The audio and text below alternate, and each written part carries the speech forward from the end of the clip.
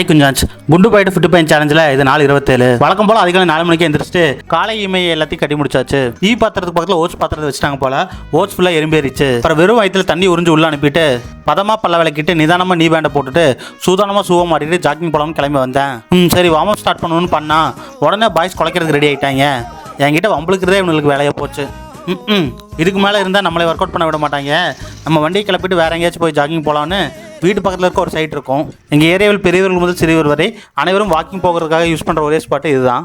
அப்புறம் jogging start பண்ணிட்டேன். குறுக்கு மறுக்கா இங்கேயும் ஓடி ஒரு 1 hour ஜாகிங் முடிச்சிட்டேன். கிரவுண்டில் மெஞ்சிருந்த டாக்கிஸ் எல்லாத்தையும் டியூட்டி கிட்டு போயிட்டார் ஓனர்.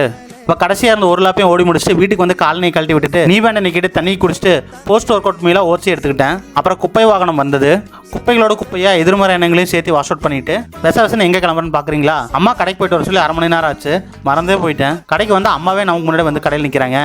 சொல்லி கேட்கலன்னு கோச்சிட்டாங்க போல. சரி விடுங்க, அப்புறமா சமாதானம் ஆயிடுவாங்க. புரட்டாசி முடியட்டேண்டி மாப்பிள்ளைகளா பார்த்தீங்களா?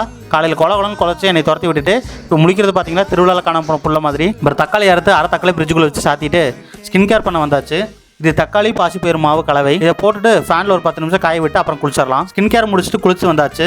தலையை அலசிட்டு மீதான ஸ்கின் கேர் எல்லாத்தையும் முடிச்சுட்டு ஈரத்துண்டை காய போட்டு பார்த்தா துரத்தணும் சவுண்டு. யாரோ மோட்டருக்கு தண்ணி போட்டு பைப் ஆஃப் பண்ண போயிருக்காங்க. யாராக இருக்கும்? நம்ம அம்மாவாக தான் இருக்கும். சரி, இதுக்கு நம்ம சண்டை கட்டிட்டு காம்ப்ரமைஸ் ஆயிடுவோம். மோட்டருக்கு தண்ணி போடுறத விட நம்ம உடம்புக்கு தண்ணி போடுறது தான் முக்கியம். குறிப்பு நான் H2O சொன்னேன். அப்புறம் லாகின் பண்ணி வேலையை ஸ்டார்ட் பண்ணிட்டேன். அப்புறம் செகண்ட் மில்க்கு சிக்கனும் எக்கையும் கதம் பண்ணியாச்சு.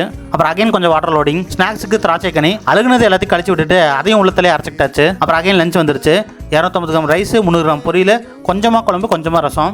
அரைச்சி விட்ட குழம்புல ரசம் மிக்ஸ் பண்ணி அடிச்சிங்கன்னா வேறு லெவலில் இருக்கும். ராத்திரிக்கு வெளியே போய் சிக்கன் வாங்கிட்டு கிரேப்ஸ் வரை தீந்து போச்சு வாங்கலான்னு வந்தேன். எதுவும் பெருசாக இருக்கே என்ன பழம்னு கேட்டேன். கடைக்காரரு சும்மா டேஸ்ட்டுக்கு சாப்பிட்டு பாருங்க, பிடிச்சிருந்தா வாங்க, பிடிக்கலாம் வேணாம்னு சொன்னார். பார்த்தா கொய்யா பழம். சரி வேணாம்ண்ணே, நாளைக்கு வாங்கிக்கிறேன்னு சொன்னேன். அவர் கேட்கல.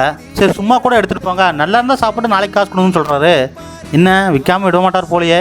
சரி வாங்கிடுவோம், பழம் அழகாம இருந்தா சரின்னு 1 போடுங்கன்னு சொன்னா 90 ரூபா ஆச்சு. 2 போடுறா ரவுண்டாக 100 பண்ணிக்கலாம் சொல்லி 100 வாங்கிட்டாரு.